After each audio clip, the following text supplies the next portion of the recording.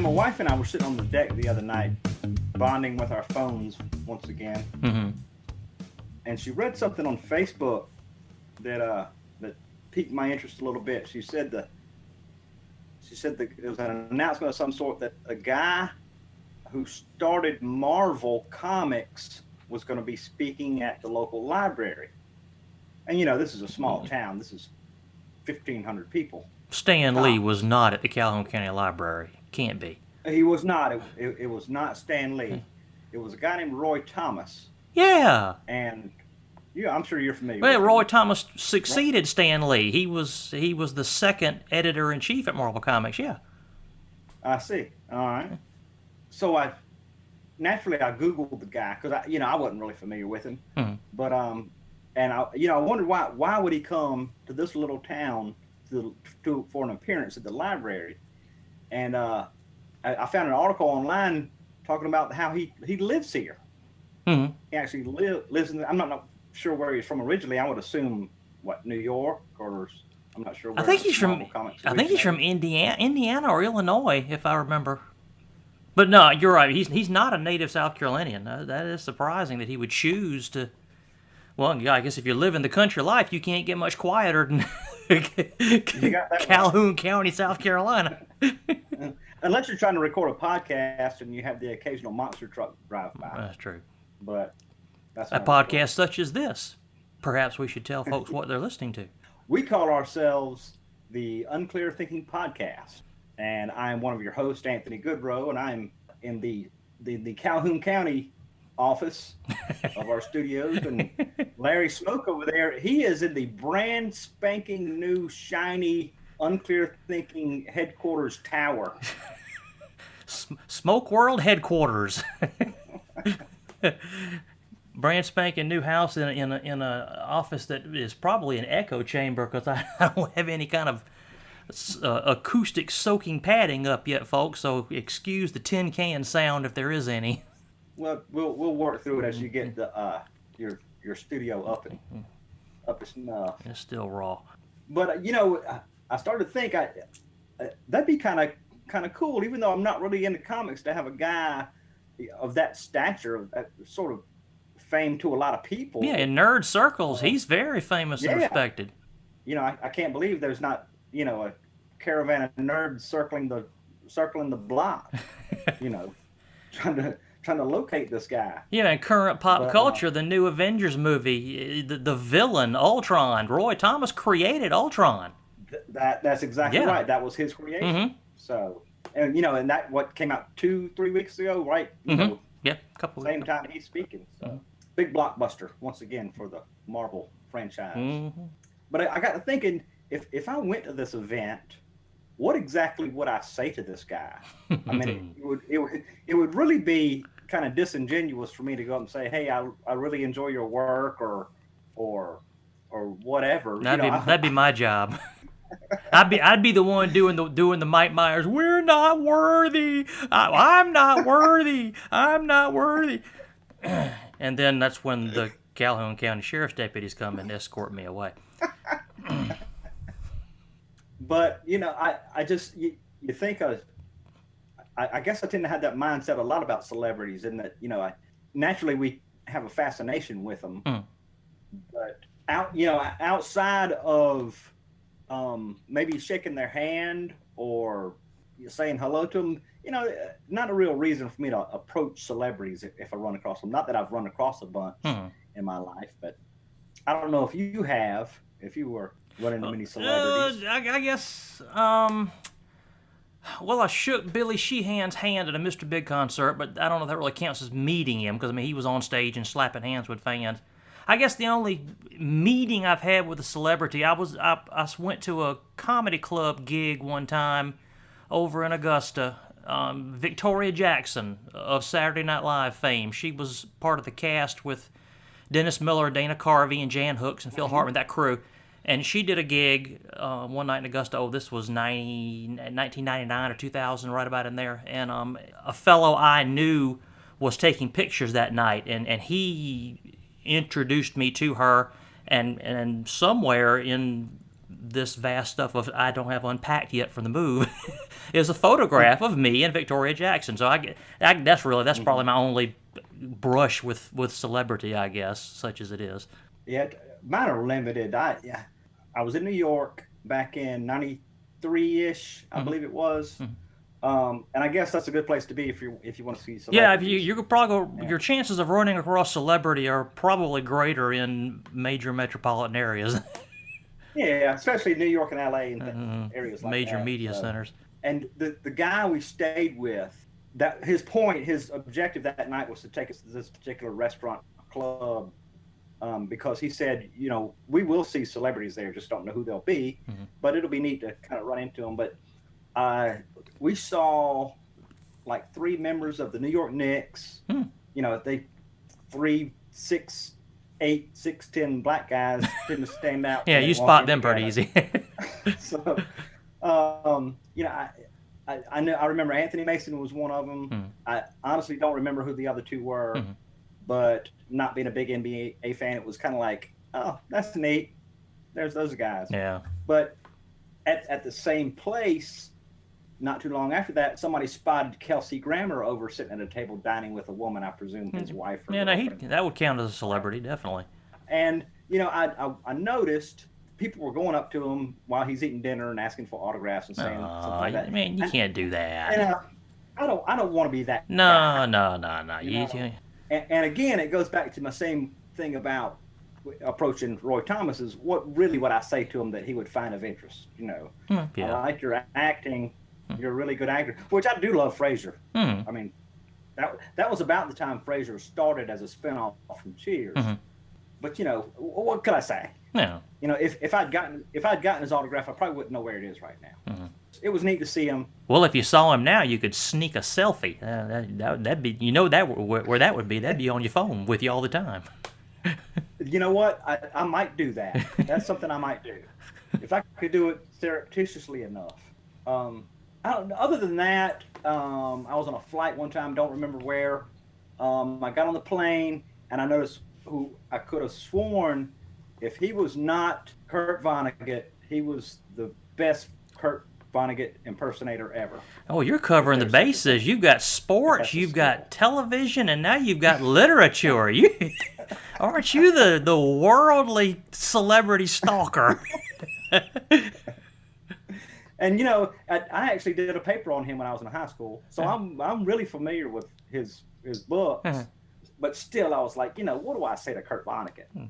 Well, I would imagine it's kind of potluck, because they are human beings, so they all have different personalities, and I imagine some folks would, who is this bonehead? And some people would probably say, hey, this is neat. Some folks it would kind of tickle them to know that they're affecting somebody, and then it affects you enough that you feel compelled to say something to them. I mean, again, you probably get all both ends of the spectrum, just depending on the individual. Right. Well, I would think writers especially might be that way more than anybody else, because they probably get recognized a lot less than, say, actors. Oh, definitely. But that's about it for me. Other than that, I think I'm one of these people. I had this conversation with my brother years ago. He's the kind of guy that he'll recognize people like in an airport or something like that, whereas I just don't. An average-looking B-list actor could probably walk right by me, and it wouldn't even occur to me that that's who that was. So, or like a ball player. A guy told me he ran into the quarterback that's in trouble now for Deflategate. Tom Brady. Patriots. Tom Brady. Ran into Tom Brady on a golf course. I don't think I would recognize Tom Brady apart from any other guy. He just kind of looks kind of average. From what some people say, you would just be overtaken by his male beauty, and it would make you question your sexual preference. But I wouldn't know. Yeah, you hear people. You just said you hear people talk about. And admittedly, I've not spent a whole lot of time at airports. I could count the number of plane flights I've taken in my life on one hand and have fingers left over. But my experience in airports is that it's such a mass throng of humanity. the odds of somebody of note being in that throng at any given time are so slim, and then B, that you'd spot them in the throng. I just don't get how people say, "Oh, I see famous people all the time in the airport." I just how? Yeah, I think I mentioned this on a recent podcast that I have one goal when I'm in the airport, and that's to get out. Get out. But I digress. So, but talking about the unpredictability of celebrities as far as their approachability, back when I was active on the message boards for Gamecock Sports, one of the guys, former players who went on to the NFL, who became legendary for his lack of receptiveness to strangers was Starting Sharp.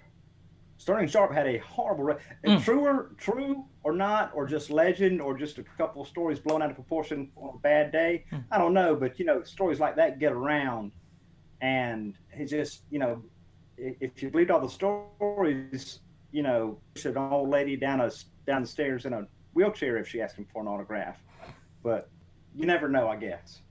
I put on a couple of days before we recorded this, I posted on the Facebook page, facebook.com/unclearthinking, folks, in case you were wondering, asking folks to contribute some of their encounters with celebrity, however they saw that term defined. And one story that was submitted, a mutual friend of ours, as a matter of fact, said that he was in a restaurant in London with his wife, and his wife said, do not turn around, but Patrick Stewart is having dinner behind you, and the card, and right, or Professor X, whichever way you roll, and neither folk did turn around and speak. I mean, they left Sir Patrick in peace.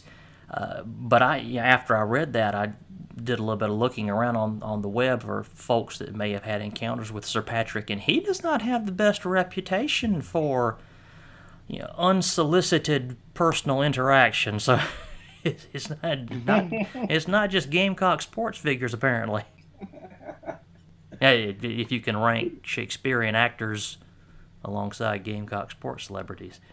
He looks like he could have an attitude if he wanted to. Sir Patrick? Probably just the British accent itself would tend to put him in the category of somebody who could give a strong tongue lashing to somebody he didn't want to talk to.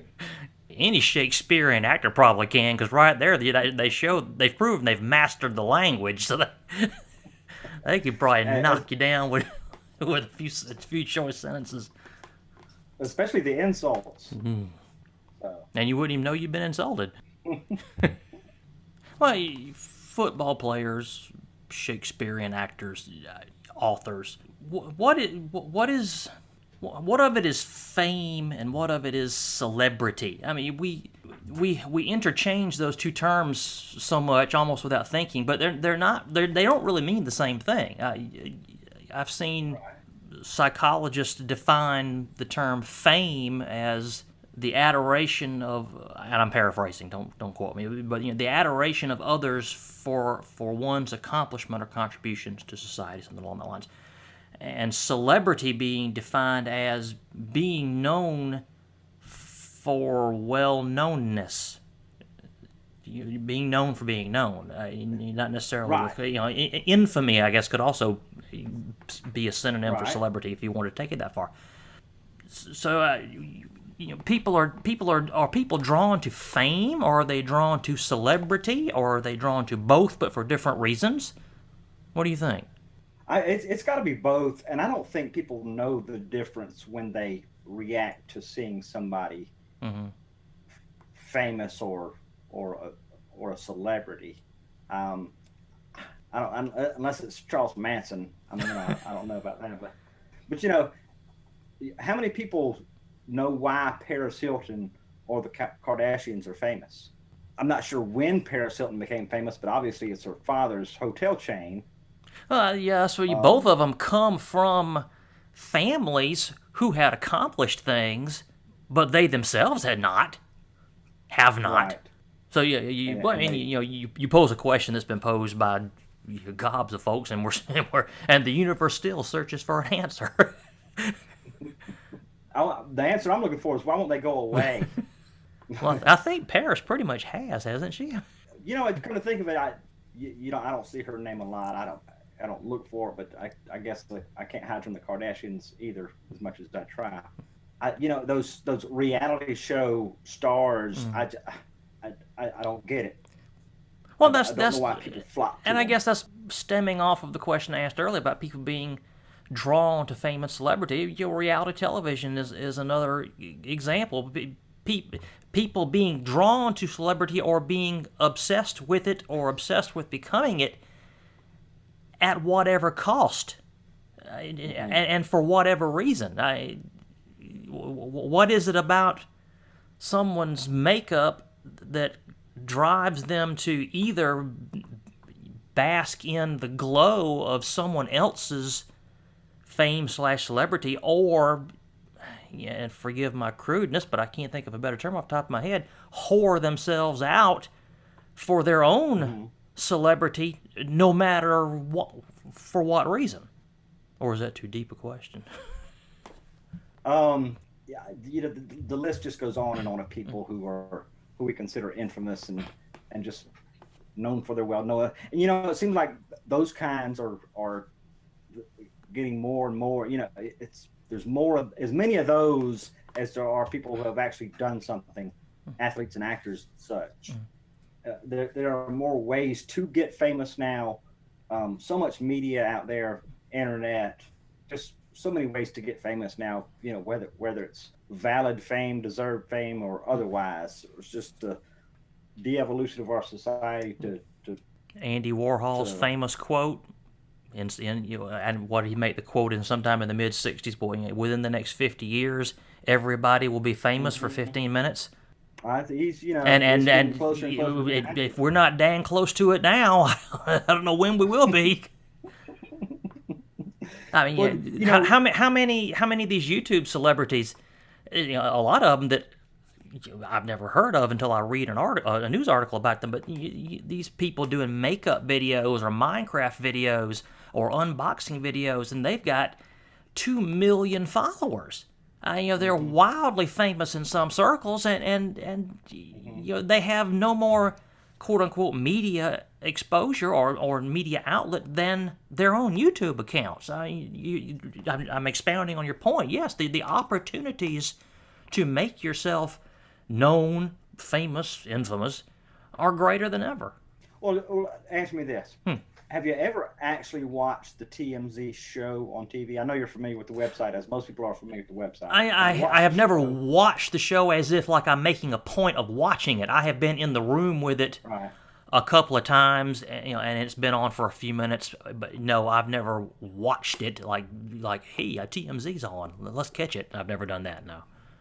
Right. Well, and that's pretty much my story too. I mean, I've seen a couple minutes here or there flipping around on flipping the channels, but the whole show is based on catching celebrities coming out of a store somewhere and asking them inane questions, and to what end I'm not sure, other than just because people want to see that. Yeah. People want to see somebody ask a celebrity a stupid question, then they'll sit in those little cubicles back in the office or studio and talk about it.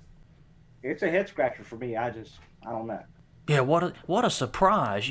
Jack Wagner buys Right Guard deodorant. Isn't that a scandalous that he doesn't use Degree?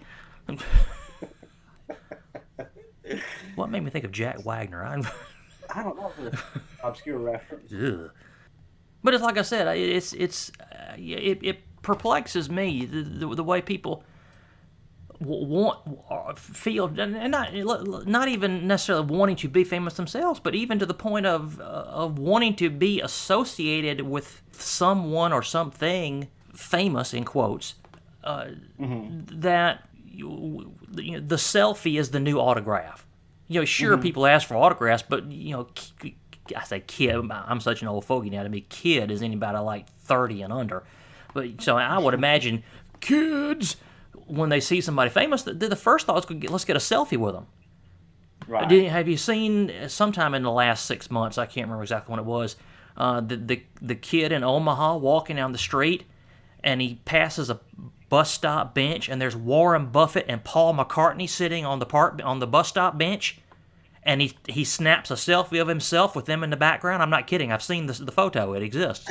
So I mean, that's what people do now, and throw it up Instagram, Facebook, Twitter, Tumblr, wherever and that's, hey, I was in the same geographic proximity as Paul McCartney, Warren Buffett. It's and not even just that. How many bumper stickers do you see? My kid is an honor student at so and so.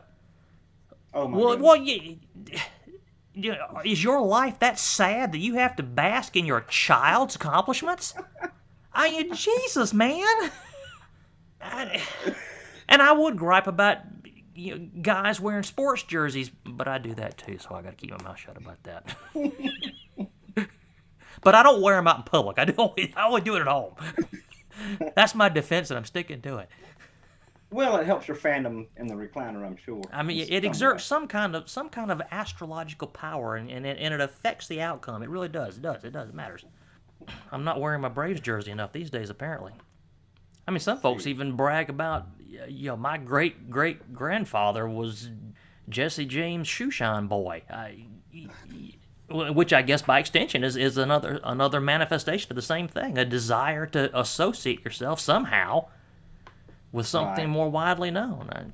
Somebody's got to get some kind of grant to do a study on that. Well, as someone who has a family member into genealogy, I can promise you there are no famous people in my ancestry. As a matter of fact, quite the opposite. So, I do not have that problem. You're saying the Goodrow family tree is best left unclimbed? But that, as far as speaking of selfies, I saw a story on the internet recently. It was, that Bill Murray, most people around here know that Bill Murray is at least part owner of the minor league baseball team down in Charleston. The River Dogs, yeah. And yeah. And so he spends a great deal of time down there and in and around the ballpark. And it's not unusual if you go to a River Dogs game to see Bill Murray somewhere around there. But some guys posted a video not too terribly long ago of a bachelor party, and it was a typical bachelor party situation. A lot of alcohol was flowing and something like that. It was downtown Charleston. Well, somebody ran into Bill Murray walking by and coaxed him inside, and he came in and they filmed him. He being Bill Murray, of course, top of his game as always, and making a toast to the groom, and it actually was pretty neat. But I have to hand it to him. That's actually pretty neat. Cannonball, cannonball, cannonball. Yeah, that's a video that'll get worn out through the years. Hey, Junior, look at this. Oh, Dad, I've already seen it 35,000 times. But it was Bill Murray. Well, to possibly answer the question, why do we do it? Why do we as a society reach out to famous people when we see them, or try to get ourselves noticed by them, or introduce ourselves to them, or get an autograph or something of that nature? It just occurred to me. I just remembered this. When I was relatively new on Twitter, and really found it pretty odd to be able to occasionally get the attention of a celebrity. Not that was my goal, but back in the mid '80s, I was a big fan of a band called Lone Justice, and they were a small rock band that never overly famous, but famous to me. And they had a following. Yeah, absolutely. Yeah, okay. They and I was one of them. And I was just in love with the lead singer, Maria McKee. She actually went on to a solo country career. Hey, I thought I recognized the name when you first said it. Yeah. I looked for her on Twitter, found her, and it just as a lark, I tweeted to her and I said, back in 1986, I was at a show of yours, and at the University of South Carolina, in the student center, and if you remember, I was that guy standing over to the side staring at you like a weirdo. And she actually tweeted back to me and said, I didn't think you were that weird. And that may provide some insight, at least into this brain, how it works. Maybe it's not all that normal, but just maybe if you can get their attention and be noticed by them, that gives some sort of feeling of satisfaction. How's that sound? I think what you've just proven is that we all have a touch of stalker in us. Oh, absolutely. Oh, I can be a stalker. Sure. Maybe I shouldn't have said that out loud. But I there may be some truth to that. I don't know if it affects everyone like that, but just if you really think about it, maybe you just want them to notice you, not so much as you notice them. Well, I guess perfectly valid point. You may be absolutely right. The more cynical take on it that I have is that people, consciously or unconsciously, are so miserable in their own lives that they're drawn to this quote-unquote glamour, no matter what form that glamour may take, just any kind of life they deem as more exciting than their own, and they're drawn to it because it's more exciting than their own, and if they can get a selfie with Johnny Depp at a red carpet event, or a tweet from Jenny McCarthy, or I don't know, I'm pulling names out of thin air, that for that split second, they're a part of that more glamorous person's life, and then by extension, their own life is brighter. I mean, of course, it only lasts for a few seconds, and the person involved, the quote unquote normal Joe involved, may not even be consciously aware that's what he's doing. But I guess the cynic in me thinks that because we're all such rotten, miserable, faceless, nameless losers that we'll take any opportunity we can get to reach for the gold, even if it's somebody else's gold. Man, you're really hitting home tonight. I gotta tell you, you're hitting right here. Not that I'm accusing you of that or anything. I see that all the time when people tweet famous people and say, "Retweet me." Yeah, asking for it. So, I don't know. So that said, I'm going to come down there and I'm going to bring my copy of Avengers 57, and I think we need to stake out the grocery store there in St. Matthews, and I'll get Roy Thomas to autograph that thing, because he's got to buy milk sometime, don't you think? Oh, he must, and I tell you what, that's a good idea, and we can do it. I've got my binoculars, and we can go sit right there in the parking lot as long as the local law enforcement allows it. Then again, this is the guy that wrote 5,000 issues of Conan. He probably knows lots of ways to cut us to ribbons. Well, there's only one way to find out. Well, that's true. Yeah. All right, well, folks, that's going to do it for us for this episode. If you had any encounters with any celebrities, favorable or otherwise, let us know. Especially when I hear about the unfavorable ones, so we can laugh at you. But email us, unclearthinking@gmail.com. There's our Facebook page. Like our Facebook page. Yes. Share it. Yes. Tell the world. Google Plus too. Yeah. Twitter @Anthony Goodrow, @LA Smoke. That's me. Yeah. Send us show ideas. Ask us questions that you don't know the answers to. Rate us on iTunes. Give us 5 stars. Ask us questions to which you don't know the answer. That's my grammatically correct version. So we can make up some answers for you. We'll make them up. With that. We'll Google them for you. You can't find Google. Well, I'm going to get a couple of my Roy Thomas scripted Avengers issues and a couple of Conan issues, and I'm headed your way. We're going to stake out the Food Lion there in St. Matthews and make Mr. Thomas wonder why he ever thought he could escape nerd stalkers like me by escaping to country living in rural South Carolina.